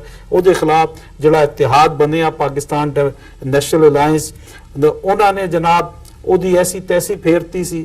ਤੇ ਇਹ ਨਾਰੇ ਜਿਹੜੇ ਆ ਇਹ ਭੁੱਟੋ ਲੇਕਿਨ ਇੱਕ ਵਿਜ਼ਨਰੀ ਲੀਡਰ ਸੀ, ਲੇਕਿਨ ਇਹ ਜਿਹੜੇ ਮੋਦੀ ਹੈ ਜਾਂ ਅਮੀਤ ਸ਼ਾਹ ਹੈ ਇਹਨਾਂ ਨੂੰ ਤੇ ਕੁਝ ਪਤਾ ਨਹੀਂ ਆ। ਇਹ ਗੁਜਰਾਤ ਦੇ ਅੰਦਰ ਉੱਠ ਕੇ ਆਇਆ, ਗੁਜਰਾਤ ਦੇ ਅੰਦਰ 2002 ਦੇ ਅੰਦਰ ਜਿਸ ਤਰ੍ਹਾਂ ਇਹਨਾਂ ਨੇ ਮੁਸਲਿਮ ਨਸਲਕਸ਼ੀ ਕੀਤੀ, ਉਹਦੇ ਬਾਅਦ ਇਹਨਾਂ ਨੇ ਸਮਝ ਲਿਆ ਕਿ ਇਹ ਹੀ ਉਹ ਰਸਤਾ ਹੈ ਕਿ ਲੋਕਾਂ ਨੂੰ ਮਾਰੋ, ਘੱਟ ਗਿਣਤੀ ਦੇ ਬੰਦਿਆਂ ਨੂੰ ਜਿਹੜਾ ਨਹੀਂ ਸੁਣਦਾ ਉਹਨੂੰ ਤੁਸੀਂ ਦੀਵਾਰ ਤੇ ਲਾ ਦਿਓ। ਲੇਕਿਨ ਬਦਕਿਸਮਤੀ ਨਾਲ ਅਗਰ ਤੁਸੀਂ ਚੜ੍ਹਦੇ ਪੰਜਾਬ ਦੇ ਅੰਦਰ ਦੇਖੋ ਜਿਹੜੀ ਵੀ ਉੱਥੇ ਲੀਡਰਸ਼ਿਪ ਆਈ, ਚਾਹੇ ਉਹ ਅਕਾਲੀ ਸੀ ਜਾਂ ਕਾਂਗਰਸ ਦੀ ਸੀ ਜਾਂ ਬੀਜੇਪੀ ਅਕਾਲੀ ਦੇ ਨਾਲ ਰਲੀ ਹੋਈ ਸੀ, ਉਹਨਾਂ ਨੇ ਵੀ ਆਪਣੇ ਹੀ ਬੰਦਿਆਂ ਨੂੰ ਦੀਵਾਰ ਤੇ, ਆਪਣੀ ਹੀ ਆਵਾਮ ਨੂੰ ਦੀਵਾਰ ਤੇ ਲਾਇਆ। ਤੇ ਔਰ ਸਭ ਤੋਂ ਜਿਹੜੀ ਫਿਕਰ ਦੀ ਗੱਲ ਹੈ ਉਹ ਇਹ ਕਿ ਮੁਸਲਮਾਨ ਉੱਥੇ ਤਕਰੀਬਨ ਕੋਈ 19 ਕਰੋੜ ਮੁਸਲਮਾਨ ਹੈ, ਲੇਕਿਨ ਉਹਨਾਂ ਦੀ ਆਵਾਜ਼ ਕਸ਼ਮੀਰੀਆਂ ਨੂੰ ਅਗਰ ਇੱਕ ਪਾਸੇ ਛੱਡ ਦੋ, ਉਹ ਮੁਸਲਮਾਨਾਂ ਨੂੰ ਸ਼ੁਰੂ ਤੋਂ ਉਹਨਾਂ ਨੇ ਇਸ ਤਰ੍ਹਾਂ ਯਾਨੀ ਉਹਨਾਂ ਦੇ ਨਾਲ ਸਲੂਕ ਕੀਤਾ ਕਿ ਉਹ ਮਜਬੂਰ ਹੈ, ਉਹ ਬਲਕਿ ਕਈ ਤੇ ਕਿ ਉਹ ਮਜਬੂਰ ਹੈ ਇਹਨਾਂ ਦੀ ਬੋਲੀ ਬੋਲਣ ਦਾ। ਉਹਦਾ ਯਾਨੀ ਬਿਹਤਰੀਨ ਯਾਨੀ ਅਗਰ ਦੇਖੋ ਤੇ ਉਹ ਰਾਮਗੜ੍ਹ ਯੂਪੀ ਦੀ ਸੀਟ ਸੀ ਜਿੱਥੇ ਆਜ਼ਮ ਖਾਨ ਜਿਹੜਾ ਹੈ ਬੜਾ ਹੈਵੀ ਵੇਟ ਕੈਂਡੀਡੇਟ ਹੈ ਜੀ, ਉਹਦੇ ਸਾਹਮਣੇ ਹੁਣ ਜੈ ਪ੍ਰਾਦਾ ਨੂੰ ਲੈ ਕੇ ਆਏ। ਉਹੀ ਜੈ ਪ੍ਰਾਦਾ ਸੀ ਜਿਹਨੂੰ 2 ਵਾਰੀ ਆਜ਼ਮ ਖਾਨ ਨੇ ਜਿਤਾਇਆ ਸੀ ਯੂਪੀ ਤੋਂ। ਤੇ ਲੇਕਿਨ ਹੁਣ ਉਹਦੇ ਖਿਲਾਫ ਵੀ ਇਹ ਹਵਾ ਇਸ ਕਰਕੇ ਖੜਿਆ ਕਰ ਰਿਹਾ ਕਿ ਇਹ ਮੁਸਲਮਾਨ ਹੈ। ਉੱਥੇ ਇੱਕ ਫਿਲਮੀ ਆਰਟਿਸਟ ਨੂੰ ਇਸ ਕਰਕੇ ਲੈ ਕੇ ਆਏ ਕਿ ਔਰ ਨਾਲੇ ਜੋ ਨਫ਼ਰਤ ਉੱਥੇ ਕੀਤੀ ਜਾ ਰਹੀ ਹੈ, ਔਰ ਅਮੇਠੀ ਦੀ ਜਿਹੜੀ ਸੀਟ ਹੈ ਉੱਥੇ ਸਮ੍ਰਿਤਾ ਇਰਾਨੀ ਜਿਹੜੀ ਆ, ਅੱਜ ਉਹਦੇ ਭਾਸ਼ਣ ਮੈਂ ਸੁਣ ਰਿਹਾ ਸੀ, ਉਹਨੇ ਕਿਹਾ ਰਾਹੁਲ ਗਾਂਧੀ ਨੱਸ ਗਿਆ, ਮੈਂ ਜਿੱਤ ਗਈ। ਤੇ ਜਿੰਨੇ ਵੀ ਚੈਨਲ ਅਗਰ ਤੁਸੀਂ ਦੇਖੋ ਇੰਡੀਆ ਦਾ ਜਿਹੜਾ ਚੈਨਲ ਦੇਖੋ ਨਿਊਜ਼ ਚੈਨਲ ਇਸ ਵੇਲੇ ਉਹ ਇਹ ਵਿਖਾ ਰਿਹਾ ਕਿ ਬੀਜੇਪੀ ਜਿੱਤ ਰਹੀ ਹੈ, ਕਿਉਂਕਿ ਉਹਨਾਂ ਨੂੰ ਇੰਨਾ ਫੀਡ ਕੀਤਾ ਗਿਆ ਹੈ, ਇੰਨਾ ਪੈਸਾ ਦਿੱਤਾ ਜਾ ਰਿਹਾ। 2014 ਦਾ ਇਲੈਕਸ਼ਨ ਵੀ ਮੀਡੀਆ ਦੀ ਵਜ੍ਹਾ ਨਾਲ ਮੋਦੀ ਨੇ ਜਿੱਤਿਆ ਸੀ, ਤੇ ਜਿੰਨੇ ਵੀ ਵੱਡੇ ਨਿਊਜ਼ ਚੈਨਲ ਇਸ ਵੇਲੇ ਤੁਸੀਂ ਦੇਖੋ ਉਹ ਸਾਰੇ ਮੋਦੀ ਕਰ ਰਿਹਾ। ਤੇ ਇਹ ਚੁੱਕੇ ਦੇ ਉੱਤੇ ਅਰਬਾਂ ਖਰਬਾਂ ਦਾ ਪੈਸਾ ਲਾਇਆ ਗਿਆ ਹੈ। ਔਰ ਇਹ ਹੀ ਹੈ ਕਿ ਉਹ ਸਮਝ ਰਹੇ ਕਿ ਅਮਰੀਕਾ ਦੀ ਤਰ੍ਹਾਂ ਪੈਸਾ ਲਾਓ, ਇਲੈਕਸ਼ਨ ਜਿੱਤੋ ਔਰ ਘੱਟ ਗਿਣਤੀ ਦੇ ਲੋਕਾਂ ਨੂੰ ਦਬਾ ਕੇ ਰੱਖੋ। ਉਹਦੀ ਬਿਹਤਰੀਨ ਮਿਸਾਲ ਮੁਸਲਮਾਨ ਹੈ ਜਿਨ੍ਹਾਂ ਨੂੰ ਉਹ ਉੱਠਣ ਨਹੀਂ ਦਿੰਦੇ, ਤੇ ਉੱਥੋਂ ਦਾ ਮੁਸਲਮਾਨ ਵੀ ਆਪਣੇ ਇਹ ਕਾਂਗਰਸ ਤੇ ਬੀਜੇਪੀ ਦੇ ਨਾਲ ਖਲੋਣ ਨੂੰ ਤਿਆਰ ਹੈ।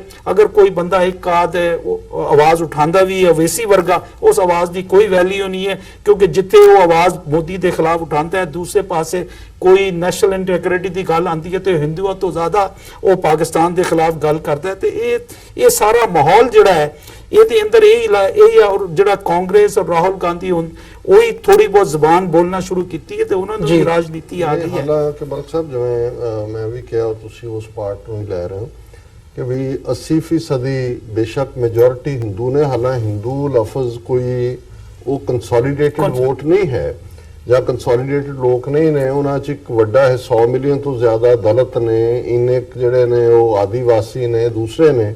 ਟਰੂਲੀ ਜਿਹੜੇ ਕੰਟਰੋਲ ਕਰਨ ਵਾਲੇ ਬ੍ਰਾਹਮਣਿਕਲ ਸਿਸਟਮ ਵਾਲੇ ਨੇ ਉਹ ਤਾਂ 5% ਵੀ ਨਹੀਂ ਨੇ।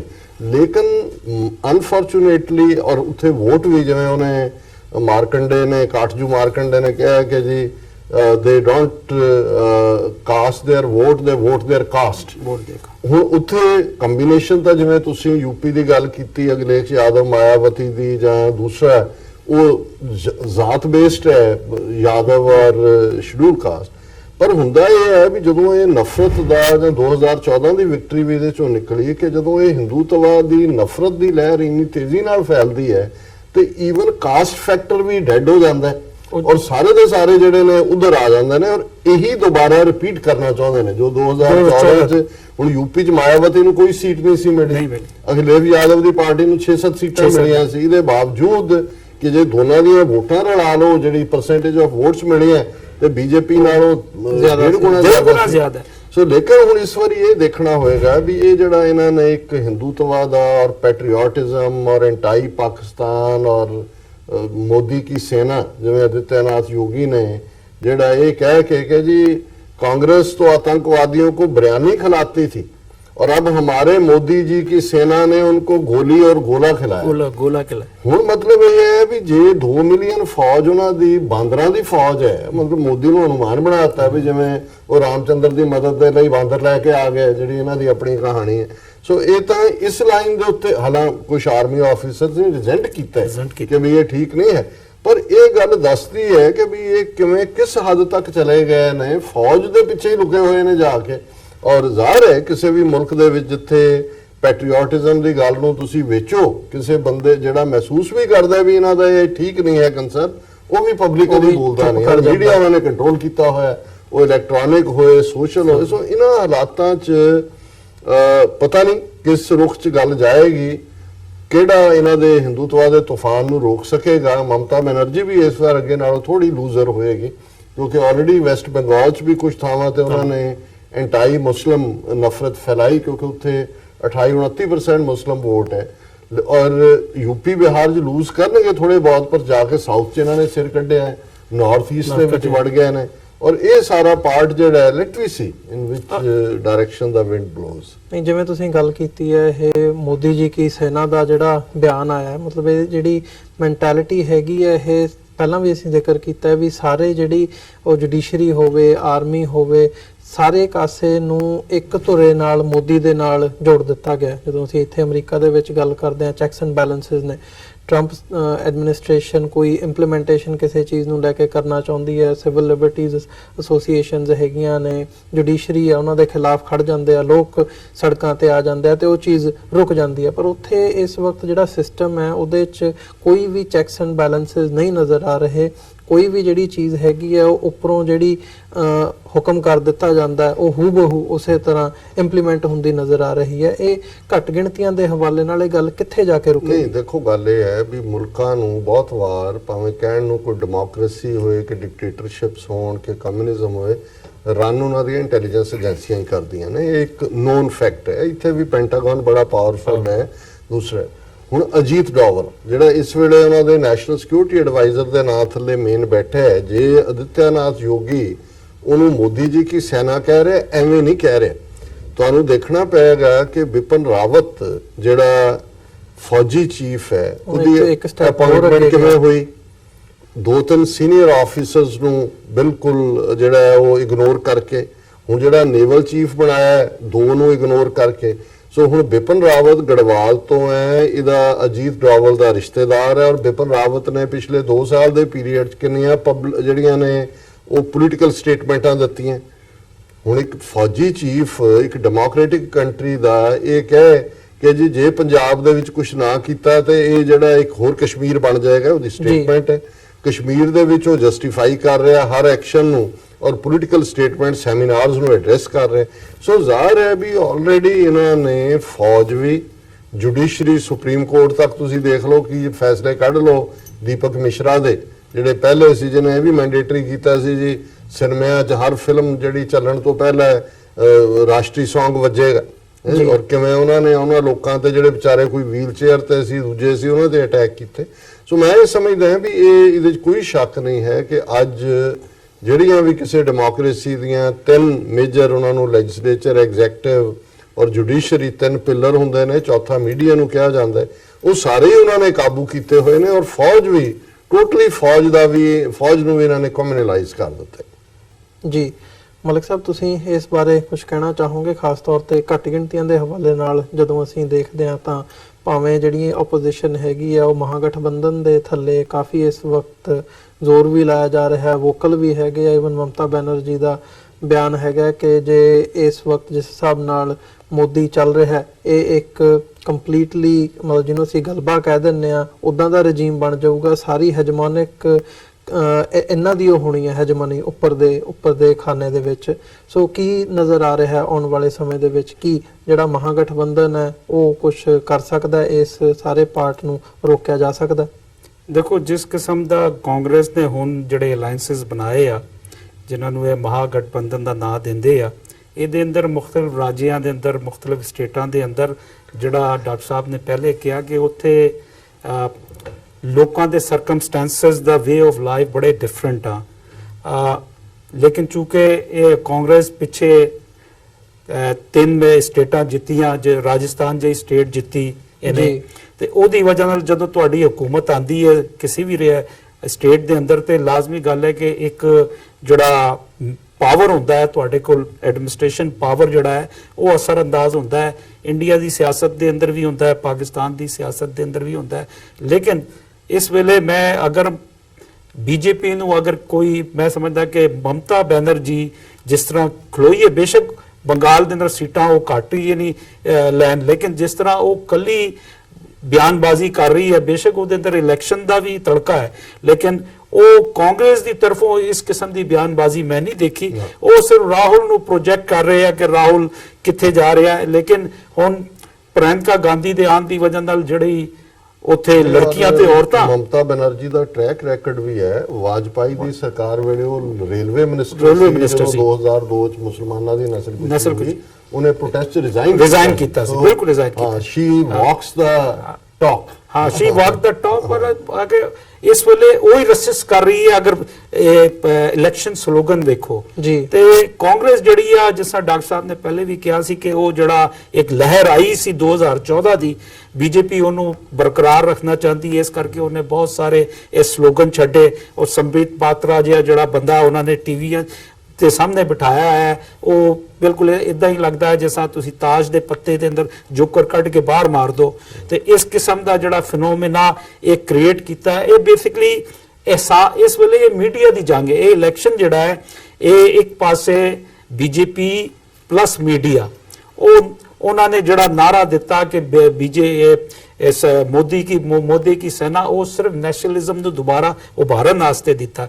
ਲੇਕਿਨ ਕਾਂਗਰਸ ਨੇ ਅਗਰ ਇਸ ਇਲੈਕਸ਼ਨ ਦੇ ਅੰਦਰ ਆਣਾ ਹੈ, ਜਿਸ ਤਰ੍ਹਾਂ ਥੋੜਾ ਜਿਹਾ ਬੈਲੈਂਸ ਉਹਨਾਂ ਦਾ ਬਹੁਤ ਬਿਹਤਰ ਹੋਇਆ ਹੈ, ਔਰ ਜਿਸ ਤਰ੍ਹਾਂ ਦੇ ਇਤਿਹਾਦ ਕੀਤੇ ਆ, ਅਗਰ ਡਿਪੈਂਡ ਇਹ ਕਰਦਾ ਹੈ ਕਿ ਘੱਟ ਗਿਣਤੀ ਵਾਲਿਆਂ ਦੀ ਤੁਸੀਂ ਮਿਸਾਲ ਦਿੱਤੀ ਹੈ, ਲੇਕਿਨ ਇਹ ਕਿ ਉਹ ਮਜਬੂਰ ਆ ਕਿਸੇ ਨਾ ਕਿਸੇ ਇਤਿਹਾਦ ਦੇ ਅੰਦਰ ਸ਼ਾਮਿਲ ਹੋਣ ਤੋਂ। ਨਹੀਂ ਤੇ ਉਹਨਾਂ ਦੀ ਬੇਸਿਕਲੀ ਇਲੈਕਸ਼ਨ ਦੇ ਬਾਅਦ ਉਹਨਾਂ ਦੀ ਕੋਈ ਇੰਨੀ ਖਾਸ ਹੈਸੀਅਤ ਨਹੀਂ ਹੈ, ਨਾ ਹੀ ਉਹਨਾਂ ਨੂੰ ਕੋਈ ਇੰਨੀ ਇੱਜ਼ਤ ਦਿੱਤੀ ਜਾਂਦੀ ਹੈ। ਉਹਨਾਂ ਦਾ ਇਹੀ ਆ ਕਿ ਉਹ ਕਿਸੇ ਤਰ੍ਹਾਂ ਉਹਨਾਂ ਕੋਲੋਂ ਵੋਟ ਲੈ ਲਿਆ ਜਾਏ।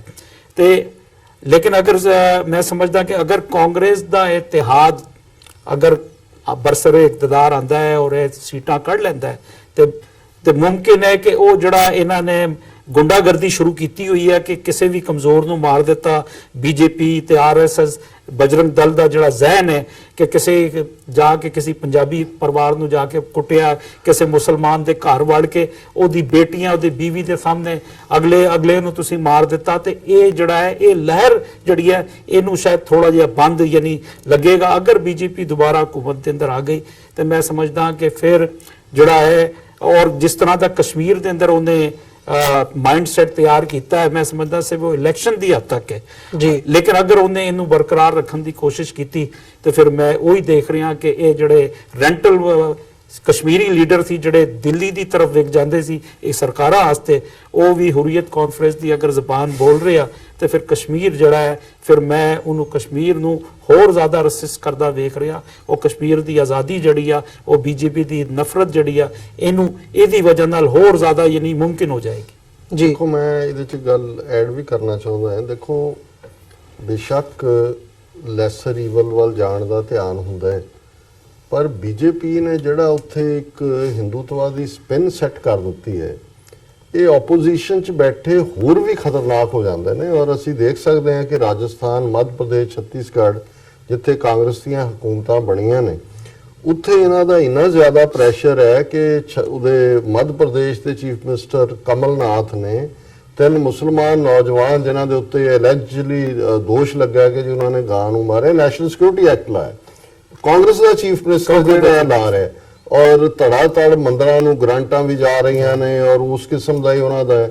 ਸੋ ਮੈਨੂੰ ਇਹ ਲੱਗਦਾ ਵੀ ਅਕਲੀਤਾਂ ਦੇ ਕੋਲ ਕੋਈ ਬਹੁਤੇ ਰਸਤੇ ਨਹੀਂ ਨੇ ਉੱਥੇ। ਔਰ ਖਾਸ ਤੌਰ ਤੇ ਜੇ ਮੈਂ ਸਿੱਖ ਪਰਸਪੈਕਟਿਵ ਤੋਂ ਦੇਖਾਂ, ਇਹਦੇ 'ਚ ਕੋਈ ਸ਼ੱਕ ਨਹੀਂ ਹੈ ਕਿ ਜੋ ਇਹਨਾਂ ਦਾ ਕਸ਼ਮੀਰ ਪ੍ਰਤੀ ਐਟੀਟਿਊਡ ਹੈ, ਕਸ਼ਮੀਰੀਆਂ ਦੀ ਆਜ਼ਾਦੀ ਲਹਿਰ ਹੋਰ ਮਜ਼ਬੂਤ ਹੋਏਗੀ।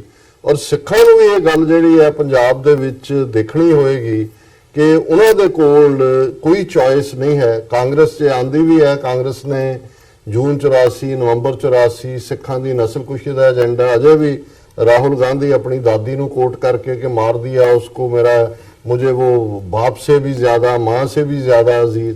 सो कुल मिला के जे तुसी देखो तो इन्हां दा किसे दा सामने है, किसे दा हिडन है। और साडे मामले च तां सिखां दी नसलकुशी करके राजीव गांधी ने 3/4 मेजोरिटी पार्लीमेंट च जित्ती 1984 च।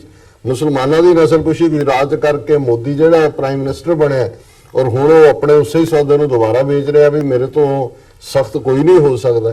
सो इन्हां हालातां 'च साडे लई कोई बहुते रस्ते नहीं ने अदर दैन कि असीं भारती कब्जे तो अपने आप नूं आज़ाद करवाइए और आज़ादी ही इक्को एक जिहड़ा है वो परमानेंट सोल्यूशन होएगा। बाकी तां यही है कि किने जिहड़ियां ने वो सुक्की जुत्ती मारी, किने भिओ के मारी, ਇੰਨਾ ਕੀ ਉਹ ਗਿਣਤੀਆਂ ਰਹਿ ਜਾਣਗੀਆਂ, ਹੋਰ ਇਸ ਤੋਂ ਬਿਯੋਂਡ ਨਹੀਂ ਹੈ। ਤੇ ਪਰ ਜਾਂਦੇ ਜਾਂਦੇ ਜਿੱਥੇ ਚੋਣਾਂ ਦੀ ਗੱਲ ਹੋ ਰਹੀ ਹੈ ਪੰਜਾਬ ਦੇ ਵਿੱਚ, ਜਿਹੜੀਆਂ ਚੋਣਾਂ ਹੈਗੀਆਂ ਨੇ ਪੰਜਾਬ ਦੇ ਪਰਸਪੈਕਟਿਵ ਤੋਂ ਵੀ ਗੱਲ ਕਰ ਲਈਏ। ਇਸ ਵਾਰ ਪਹਿਲੀ ਵਾਰ ਹੈ ਕਿ ਜਿਹੜਾ ਮੁਕਾਬਲਾ ਚੌਤਰਫਾ ਮਤਲਬ 4 ਕੋਣੀ ਮੁਕਾਬਲਾ ਦੇਖਣ ਨੂੰ ਮਿਲ ਰਿਹਾ ਹੈ। ਮੁੱਖ ਜਿਹੜੀਆਂ ਸਿਆਸੀ ਪਾਰਟੀਆਂ ਨੇ, ਪਿਛਲੀ ਵਾਰ ਤੀਜੀ ਧਿਰ ਵਜੋਂ ਆਮ ਆਦਮੀ ਪਾਰਟੀ ਉੱਭਰੀ ਸੀ, ਇਸ ਵਾਰ ਉਹਦੇ ਵਿੱਚੋਂ ਵੀ ਇੱਕ ਵੱਖਰਾ ਸੁਖਪਾਲ ਸਿੰਘ ਖਹਿਰਾ ਦਾ ਜਿਹੜਾ ਗਰੁੱਪ ਹੈਗਾ ਪੰਜਾਬ ਡੈਮੋਕ੍ਰੈਟਿਕ ਅਲਾਇੰਸ ਦੇ ਥੱਲੇ ਆਇਆ। ਸੋ ਜਿੱਥੇ ਇਹ 4 ਮੁੱਖ ਇਸ ਵਕਤ ਓਪੋਨੈਂਟਸ ਨਜ਼ਰ ਆ ਰਹੇ ਨੇ ਪੰਜਾਬ ਦੇ ਵਿੱਚ, ਕੀ ਲੱਗਦਾ ਕਿ ਵੋਟ ਡਿਵਾਈਡ ਹੋਵੇਗੀ ਜਿਹੜੀ ਵਿਰੋਧ ਦੀ ਹੈਗੀ ਹੈ ਤੇ ਫਾਇਦਾ ਇਹਦਾ ਕਾਂਗਰਸ ਨੂੰ ਹੋਵੇਗਾ, ਜਾਂ ਪੰਜਾਬ ਦੇ ਵਿੱਚ ਕੀ ਦੇਖਦੇ ਹੋ, ਕਿਵੇਂ ਐਨਲਾਈਜ਼ ਕਰਦੇ ਹੋ ਸਿਚੁਏਸ਼ਨ? ਦੇਖੋ ਪੰਜਾਬ ਦੇ ਮਾਮਲੇ 'ਚ ਤਾਂ ਕਿਉਂਕਿ ਮੇਰਾ ਰੈਗੂਲਰ ਕੰਟੈਕਟ ਰਹਿੰਦਾ ਉੱਥੇ ਹਰ ਸੋਚ ਵਾਲੇ ਐਕਟਿਵਿਸਟ ਦੇ ਨਾਲ, ਔਰ ਜੇ ਈਵਨ ਇਹਨਾਂ ਦੇ ਜਿਹੜੇ ਝੂਠੇ ਸਰਵੇ ਵੀ ਇਹਨਾਂ ਨੇ ਆਪ ਹੀ ਬਿਠਾਏ ਹੋਏ ਨੇ, ਉਹਨਾਂ ਦਾ ਵੀ ਇਹ ਕਹਿਣਾ ਹੈ ਕਿ ਪੰਜਾਬ 'ਚ ਸਿਰਫ 12% ਅਪਰੂਵਲ ਰੇਟ ਹੈ ਮੋਦੀ ਦਾ। ਹੁਣ ਇਹ 12% ਜਿਹੜਾ ਹੈ ਇਹ ਈਵਨ ਤੇਲੰਗਾਨਾ ਜਾਂ ਆਂਧਰਾ 'ਚ ਵੀ 22% ਜਾਂ 23% ਹੈ। ਇਹ ਤਮਿਲਨਾਡੂ ਦੇ ਨੇੜੇ ਚਲਾ ਜਾਂਦਾ ਹੈ ਨਾ, ਤਮਿਲਨਾਡੂ ਸਿਰਫ 2.5% ਅਪਰੂਵਲ ਰੇਟ ਹੈ। ਸੋ ਇਸ ਤੋਂ ਇੱਕ ਗੱਲ ਤਾਂ ਜ਼ਾਹਰ ਹੈ ਕਿ ਬੀਜੇਪੀ ਦੀਆਂ ਜਿਹੜੀਆਂ 3 ਸੀਟਾਂ ਅਕਾਲੀਆਂ ਨੇ ਅਲਾਇੰਸ ਉਹਨਾਂ ਨੂੰ ਦਿੱਤੀਆਂ ਹੋਈਆਂ ਨੇ, ਅੰਮ੍ਰਿਤਸਰ, ਗੁਰਦਾਸਪੁਰ, ਹੁਸ਼ਿਆਰਪੁਰ, ਅਜੇ ਤੱਕ ਤਿੰਨਾਂ ਦੇ ਉੱਤੇ ਉਹਨਾਂ ਨੂੰ ਉਮੀਦਵਾਰ ਵੀ ਨਹੀਂ ਲੱਭੇ। ਕੋਈ ਉਹਨਾਂ ਨੂੰ ਨਜ਼ਰ ਆ ਰਹੀ ਹੈ ਡਿਫੀਟ ਵੀ ਸਿੱਖਾਂ ਨੇ ਮੁੱਦਾ ਮਾਰ ਦੇਣਾ, ਇਸ ਲਈ ਕਦੇ ਉਹਨੂੰ ਸੰਨੀ ਦਿਓਲ ਨੂੰ ਕਹਿੰਦੇ ਸੀ, ਫਿਰ ਹਰਭਜਨ ਨੂੰ ਕਹਿੰਦੇ ਕ੍ਰਿਕਟਰ ਨੂੰ, ਸਭ ਮੁੱਕਰ ਰਹੇ ਨੇ। ਕੱਲ ਪਰਸੋਂ ਕਿਸੇ ਹੋਰ ਦਾ ਜ਼ਿਕਰ ਵੀ ਸੀ। ਹੁਣ ਸ਼ਾਇਦ ਇਹ ਵੀ ਹੈ ਕਿ ਜੀ ਪੌਂਡੀਚੇਰੀ ਦੀ ਜਿਹੜੀ ਕਿਰਨ ਬੇਦੀ ਦਿੱਲੀ ਤੋਂ ਉੱਥੇ ਗਈ ਸੀ, ਉਹਨੂੰ ਕਹਿ ਰਹੇ ਨੇ ਵੀ ਤੂੰ ਰਿਜ਼ਾਈਨ ਕਰ, ਤੂੰ ਅੰਮ੍ਰਿਤਸਰ ਦੀ ਰਹਿਣ ਵਾਲੀ ਆ ਜਾ। ਸੋ ਉਹ 3 ਸੀਟਾਂ ਤਾਂ ਲੂਜ਼ ਹੋਣਗੀਆਂ। ਅਕਾਲੀ ਜਿਹੜੇ ਨੇ ਉਹ ਆਪਣੀ ਸਰਵਾਈਵਲ ਦੀ ਲੜਾਈ ਲੜ ਰਹੇ ਨੇ। ਆਲਰੇਡੀ ਅਸੈਂਬਲੀ ਚੋਣਾਂ ਦੇ ਵਿੱਚ 12-13 ਸੀਟਾਂ ਉਹਨਾਂ ਨੂੰ ਮਿਲੀਆਂ, ਹਾਲਾਂਕਿ ਵੋਟ ਪਰਸੈਂਟੇਜ ਉਹਨਾਂ ਦੀ ਕੋਈ ਬਹੁਤੀ ਘੱਟ ਨਹੀਂ ਸੀ, ਵੋਟ ਪਰਸੈਂਟੇਜ ਉਹਨਾਂ ਦੀ ਠੀਕ ਠਾਕ ਸੀ। ਹੁਣ ਇਸ ਵੇਲੇ ਇਹਦੇ 'ਚ ਕੋਈ ਸ਼ੱਕ ਨਹੀਂ ਹੈ, ਜਿਹੜੀ ਗਰਾਊਂਡ ਰਿਐਲਿਟੀ ਹੈ ਕਾਂਗਰਸ ਦਾ ਹੱਥ ਉੱਪਰ ਹੈ ਪੰਜਾਬ ਦੇ ਵਿੱਚ। ਕੁਝ ਜਿਹੜੇ ਨੇ ਉਹਨਾਂ ਨੂੰ ਸਾਰੀਆਂ ਹੀ ਸੀਟਾਂ ਦਿੰਦੇ ਨੇ, 13 ਦੀਆਂ 13 ਹੀ। ਕੁਝ ਜਿਹੜੇ ਨੇ ਉਹਨਾਂ ਦਾ ਸੰਗਰੂਰ ਜਾਂ ਤਰਨਤਾਰਨ ਜਿੱਥੇ ਬੀਬੀ ਪਰਮਜੀਤ ਕੌਰ ਖਾਲੜਾ ਖੜੇ ਨੇ, ਜਾਂ ਪਟਿਆਲਾ, ਉਸ ਬਾਰੇ ਦੇਖਦੇ ਨੇ ਕਿ ਮੌਕੇ ਤੇ ਆ ਕੇ ਕੀ ਹੋਏਗਾ। ਇਹਦੇ 'ਚ ਕੋਈ ਸ਼ੱਕ ਨਹੀਂ ਹੈ ਕਿ ਜੇ ਪੰਜਾਬ ਦੇ ਵਿੱਚ ਜਿਹੜੀ ਆਪਸੀ ਵੋਟ ਟੁੱਟੇਗੀ, ਐਂਟਾਈ ਅਕਾਲੀ ਐਂਟਾਈ ਕਾਂਗਰਸ, ਜੇ ਇਹਨਾਂ ਦੀ ਕਿਤੇ ਨਾ ਕਿਤੇ ਕੋਈ ਅੰਡਰਸਟੈਂਡਿੰਗ ਕਿਸੇ ਲੈਵਲ ਤੇ ਹੋ ਜਾਏ, ਜਿਵੇਂ ਦਿੱਲੀ ਦਾ ਮੈਂ ਅੱਜ ਦੇਖ ਰਿਹਾ ਸੀ ਕਿ ਕਾਂਗਰਸ ਨੇ ਰਿਅਲਾਈਜ਼ ਕੀਤਾ ਕਿ ਵੀ ਅਸੀਂ ਲੂਜ਼ਰ ਹੋਵਾਂਗੇ, ਉਹ ਕੇਜਰੀਵਾਲ ਨਾਲ ਅੰਡਰਸਟੈਂਡਿੰਗ ਕਰ ਰਹੇ ਨੇ ਕਿ ਵੀ 2-3 ਸੀਟਾਂ ਦੇ ਕੇ ਵੀ ਜੇ ਦਿੱਲੀ 'ਚ ਹੋ ਜਾਂਦਾ ਹੈ ਤਾਂ ਵੱਧ ਜਾਣਗੇ। ਪੰਜਾਬ 'ਚ ਜਿਹੜਾ ਮੈਨੂੰ ਨਹੀਂ ਲੱਗਦਾ ਵੀ ਕਾਂਗਰਸ ਤੋਂ ਬਿਨਾਂ ਇਸ ਵੇਲੇ ਦੂਸਰੀਆਂ ਧਿਰਾਂ ਕੋਈ ਜਿੱਤਣ ਦੀ ਹਾਲਤ 'ਚ ਨੇ, ਪਰ ਜੇ ਸਿਰ ਜੋੜ ਕੇ ਕਾਂਗਰਸ ਤੋਂ ਬਾਅਦ ਨੰਬਰ 2 ਤੇ ਆ ਜਾਣ ਤੇ ਫਿਰ ਘੱਟੋ ਘੱਟ ਅਗਲੀਆਂ ਅਸੈਂਬਲੀ ਚੋਣਾਂ ਤੱਕ ਪਹੁੰਚਦੇ ਆ ਪੰਜਾਬ 'ਚ ਕਾਂਗਰਸ ਔਰ ਅਕਾਲੀਆਂ ਤੋਂ ਬਿਨਾਂ ਤੀਸਰੇ ਬਦਲ ਦੀ ਗੱਲਬਾਤ ਅੱਗੇ ਤੁਰ ਸਕਦੀ ਹੈ। ਅਦਰਵਾਈਜ਼ ਜਿਹੜੇ ਨੇ ਸਾਰੇ ਹੀ ਬੜੀ ਬੁਰੀ ਤਰ੍ਹਾਂ ਹਾਰਨਗੇ ਤਾਂ ਹਾਰਨਗੇ ਹੀ, ਲੇਕਿਨ ਮੈਨੂੰ ਲੱਗਦਾ ਫਿਰ ਖਿਲਰ ਵੀ ਜਾਣਗੇ, ਫਿਰ ਕਿਸੇ ਦਾ ਹੌਸਲਾ ਨਹੀਂ ਪਏਗਾ ਇਹਨਾਂ ਐਸਟੈਬਲਿਸ਼ ਪਾਰਟੀਆਂ ਨੂੰ। ਅਕਾਲੀ ਜੇ ਨੰਬਰ 2 ਆ ਜਾਂਦੇ ਨੇ ਕਾਂਗਰਸ ਤੋਂ ਬਾਅਦ, ਫਿਰ ਜਿਹੜਾ ਅਕਾਲੀਆਂ ਨੂੰ ਵਾਪਸ ਪੁਸ਼ ਕਰਨਾ ਜਿਹੜਾ ਹੈ, ਹੁਣ ਤਾਂ ਇਸ ਵੇਲੇ ਉਹ ਜਾ ਰਹੇ ਨੇ ਥੱਲੇ ਨੂੰ, ਕੰਟਰੋਵਰਸੀ 'ਚ ਫਸੇ ਹੋਏ ਨੇ, ਗੁਰੂ ਗ੍ਰੰਥ ਸਾਹਿਬ ਦੀ ਬੇਅਦਬੀ ਦੇ ਮੁੱਦੇ ਤੇ, ਤਰਨਤਾਰਨ ਦੇ ਹਿਸਟੋਰੀਕਲ ਰਿਓੜੀ ਢਾਂਚ 'ਚ ਸ਼੍ਰੋਮਣੀ ਕਮੇਟੀ ਜਿਹੜੀ ਹੈ ਉਹ ਹੈ, ਔਰ ਇਹ ਸਾਰੇ 'ਚੋਂ। ਪਰ ਮੈਨੂੰ ਨਹੀਂ ਲੱਗਦਾ ਕਿ ਵੀ ਸਾਡੀਆਂ ਧਿਰਾਂ ਜਿਹੜੀਆਂ ਉੱਥੇ ਥੋੜੀਆਂ ਬਹੁਤ ਪੰਜਾਬ ਪ੍ਰਸਤ ਵੀ ਨੇ, ਉਹ ਕੋਈ ਅਕਲ ਤੋਂ ਕੰਮ ਲੈਣਗੀਆਂ।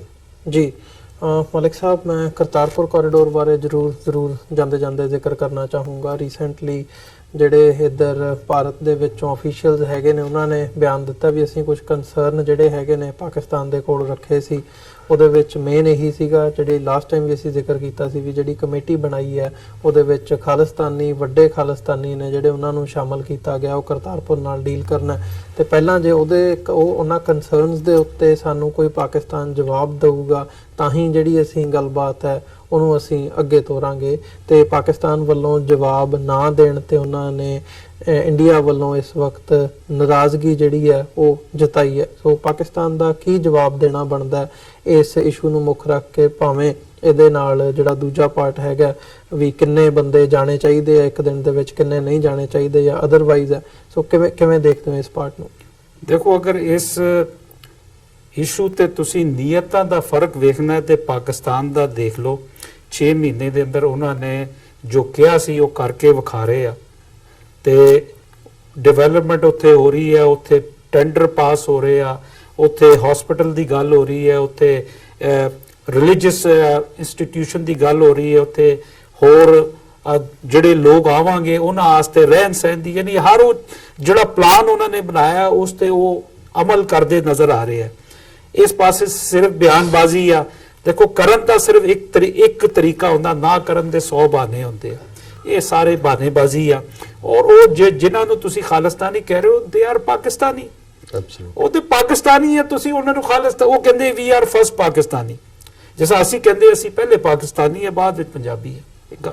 ਇਸ ਉਹ ਕਹਿੰਦੇ ਉਹ ਪਾਕਿਸਤਾਨੀ ਆ, ਤੁਸੀਂ ਅਗਰ ਉਹਨਾਂ ਨੂੰ ਧੱਕੇ ਨਾਲ ਖਾਲਿਸਤਾਨੀ ਬਣਾਉਣਾ ਚਾਹੁੰਦੇ ਹੋ ਤਾਂ ਤੁਸੀਂ ਆਪ ਖਾਲਿਸਤਾਨ ਯਾਨੀ ਖੜਾ ਕਰਨਾ ਚਾਹ ਰਹੇ ਹੋ ਉਸ ਰੀਜਨ ਦੇ ਅੰਦਰ ਜੀ। ਤੇ ਦੂਸਰਾ ਹੈ ਕਿ ਮੈਂ ਆਖਰ ਦਿਨ ਇਹ ਗੱਲ ਜ਼ਰੂਰ ਕਹਾਂਗਾ ਕਿ ਦੁਨੀਆ ਭਰ ਦੇ ਉਹ तमाम ਦਰਸ਼ਕ ਤੇ ਉਹ तमाम ਨਾਜ਼ਰੀਨ ਜਿਹੜਾ TV 84 ਦਾ ਪ੍ਰੋਗਰਾਮ, ਇਹ ਨਹੀਂ ਕਿ ਪੈਨਲ ਡਿਸਕਸ਼ਨ ਜਾਂ ਦੂਜੇ ਸੱਚੋ ਸੱਚ ਤੇ ਤੁਹਾਡਾ ਪ੍ਰੋਗਰਾਮ ਦੇਖਦੇ ਆ, ਤੇ ਖਾਸ ਤੌਰ ਤੇ ਅਮਰੀਕਾ ਕੈਨੇਡਾ ਦੇ ਉਹ तमाम ਪੰਜਾਬੀ, ਚਾਹੇ ਉਹ ਪਾਕਿਸਤਾਨ ਤੋਂ ਜਾਂ ਚੜ੍ਹਦੇ ਪੰਜਾਬ ਤੋਂ, ਮੈਂ ਉਹਨਾਂ ਨੂੰ ਕਹਾਂਗਾ ਕਿ TV 84 ਨੂੰ ਮਜ਼ਬੂਤ ਕਰੋ, ਕਿਉਂਕਿ ਇਸ ਵੇਲੇ ਇਹ ਇੱਕ ਸਬ ਕੰਟੀਨੈਂਟ ਦੇ ਅੰਦਰ ਸ਼ਾਇਦ ਮੈਂ ਸਮਝਦਾ ਆਪਣੀ ਨੌਈਅਤ ਦਾ ਵਾਹਿਦ ਚੈਨਲ ਹੈ ਜਿਹੜੇ ਹਰ ਪਾਸੇ ਸੱਚ ਦੀ ਆਵਾਜ਼ ਬਣਿਆ ਹੋਇਆ, ਸੱਚ ਦਾ ਅਲਮ ਲਿੱਤਾ ਹੋਇਆ। ਇਹਨੂੰ ਅਮਰੀਕਾ ਤੇ ਕੈਨੇਡਾ ਦੇ ਅੰਦਰ ਮਜ਼ਬੂਤ ਅਸੀਂ ਇਸ ਤਰ੍ਹਾਂ ਕਰ ਸਕਦੇ ਆ ਕਿ ਅਸੀਂ ਇਸ ਚੈਨਲ ਨੂੰ ਅਗਰ ਸਪੈਕਟਰਮ ਤੇ ਆ, ਇਹਨੂੰ ਅਸੀਂ ਸਬਸਕ੍ਰਾਈਬ ਕਰੀਏ, ਅਗਰ ਕੈਨੇਡਾ ਦੇ ਅੰਦਰ ਬੈਲ ਤੇ ਦੂਜੇ ਉਹ ਸਬਸਕ੍ਰਾਈਬ ਕਰੀਏ, ਕਿਉਂਕਿ ਅਸੀਂ ਅਗਰ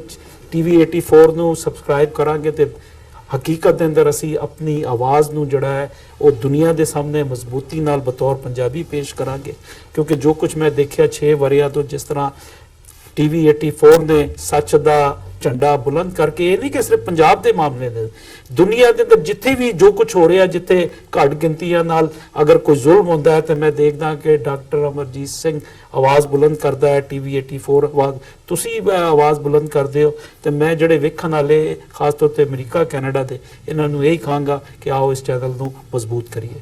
ਬਹੁਤ ਬਹੁਤ ਧੰਨਵਾਦ ਮਲਿਕ ਸਾਹਿਬ। ਤੇ ਸੋ ਜਿੱਥੇ ਸਾਡਾ ਸਮਾਂ ਸਮਾਪਤੀ ਦੇ ਵੱਲ ਜਾ ਰਿਹਾ ਹੈ, ਮੈਂ ਮਲਿਕ ਸਾਹਿਬ ਦੀ ਗੱਲ ਨੂੰ ਹੀ ਅੱਗੇ ਵਧਾ ਦਿਆਂ, ਐਂਡੋਰਸ ਵੀ ਕਰਦੇ ਹਾਂ ਕਿ ਇਸ ਪਲੇਟਫਾਰਮ ਨੂੰ ਟੀਵੀ 84 ਨੂੰ ਅੱਗੇ ਵਧਾਉਣ ਦੇ ਲਈ ਸਾਨੂੰ ਤੁਹਾਡੀ ਸਹਾਇਤਾ ਦੀ ਲੋੜ ਹੈ। ਤੇ ਜਿਹੜਾ ਸਾਡਾ ਡੋਨੇਟ ਕਰਨ ਦਾ ਪਾਰਟ ਹੈਗਾ, ਉਹ ਵੀ ਉਹਦੀ ਇਨਫੋਰਮੇਸ਼ਨ ਤੁਹਾਨੂੰ ਦੱਸਦੇ ਹਾਂ। ਜਿਹੜੀ ਸਾਡੀ ਵੈਬਸਾਈਟ ਹੈ www.tv84.tv ਤੇ ਜਾ ਕੇ ਤੁਸੀਂ ਸਾਨੂੰ ਡੋਨੇਟ ਕਰ ਸਕਦੇ ਹੋ ਤੇ ਮੰਥਲੀ ਡੋਨੇਸ਼ਨਸ ਦੇ ਲਈ ਪਲੇਜ ਵੀ ਕਰ ਸਕਦੇ ਹੋ। ਜੇ ਚੈੱਕ ਰਾਹੀਂ ਡੋਨੇਸ਼ਨਸ ਭੇਜਣੀਆਂ ਚਾਹੁੰਦੇ ਹੋ ਤਾਂ ਟੀਵੀ 84 ਦੇ ਨਾਂ ਦਾ ਚੈੱਕ ਬਣਾ ਕੇ ਤੁਸੀਂ ਸਾਨੂੰ ਸਾਡੇ ਐਡਰੈਸ ਤੇ ਮੇਲ ਵੀ ਕਰ ਸਕਦੇ ਹੋ। 3601 37th ਐਵਨਿਊ, ਲੌਂਗ ਆਈਲੈਂਡ ਸਿਟੀ, ਨਿਊਯਾਰਕ 11101। ਵੈਬਸਾਈਟ ਇੱਕ ਵਾਰ ਫੇਰ ਦੱਸਦੇ ਹਾਂ www.tv84.tv। ਇਸੇ ਦੇ ਨਾਲ ਅਸੀਂ ਅੱਜ ਦੇ ਸ਼ੋਅ ਦੇ ਵਿੱਚ ਤੁਹਾਡੇ ਕੋਲੋਂ ਇਜਾਜ਼ਤ ਚਾਹਾਂਗੇ। ਤੁਹਾਡਾ ਵੀ ਡਾਕਟਰ ਸਾਹਿਬ ਤੇ ਮਲਿਕ ਸਾਹਿਬ ਬਹੁਤ ਬਹੁਤ ਧੰਨਵਾਦ, ਤੁਸੀਂ ਆਪਣਾ ਸਮਾਂ ਕੱਢਿਆ ਤੇ ਵਿਚਾਰਾਂ ਦੀ ਸਾਂਝ ਪਾਈ ਹੈ, ਫਤਿਹ ਦੀ ਸਾਂਝ ਪਾਈ ਹੈ ਜੀ। ਅੰਤ ਦੇ ਵਿੱਚ ਵਾਹਿਗੁਰੂ ਜੀ ਕਾ ਖਾਲਸਾ, ਵਾਹਿਗੁਰੂ ਜੀ ਕੀ ਫਤਿਹ।